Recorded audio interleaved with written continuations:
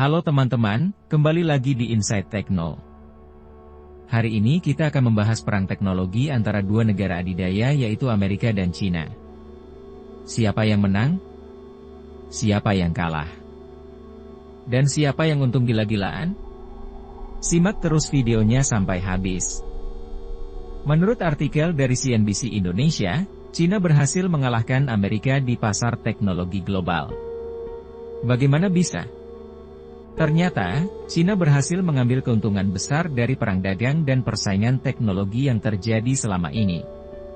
Sementara Amerika justru mengalami kerugian yang cukup signifikan. Salah satu faktor utama adalah kemampuan China dalam memproduksi teknologi dengan harga yang lebih murah tapi kualitas tinggi. Ini membuat produk-produk teknologi China seperti smartphone, laptop, dan perangkat IoT, Internet of Things, laris manis di pasar global.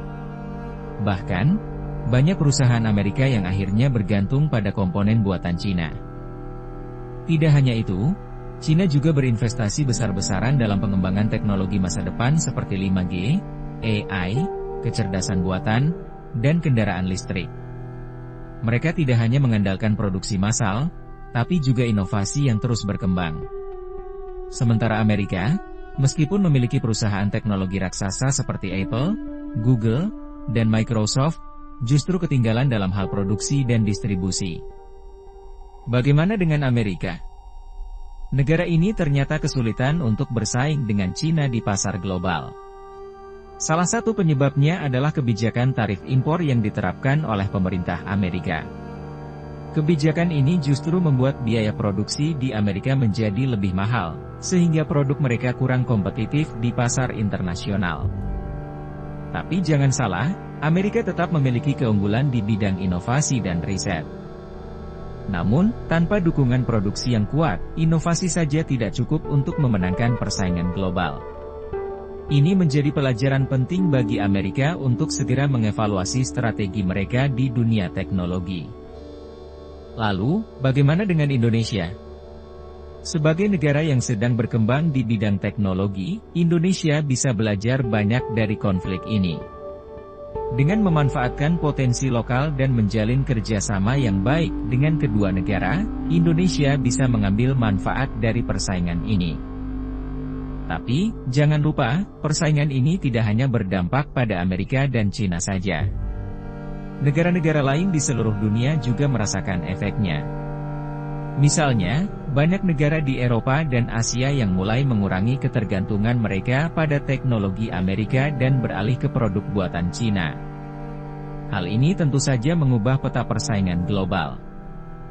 Selain itu, China juga tidak hanya fokus pada produksi massal. Mereka juga serius mengembangkan teknologi mutakhir seperti quantum computing dan robotika. Bahkan, beberapa perusahaan China seperti Huawei dan Tencent sudah menjadi pemain utama di kancah internasional.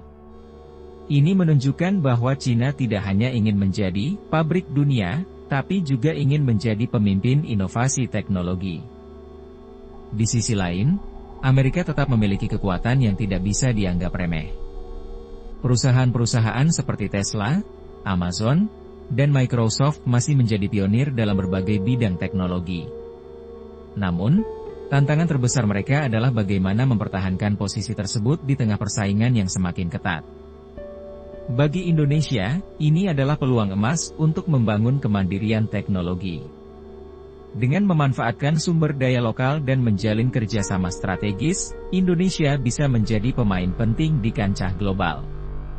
Apalagi, pasar teknologi di Indonesia terus berkembang pesat. Nah, gimana pendapat kalian?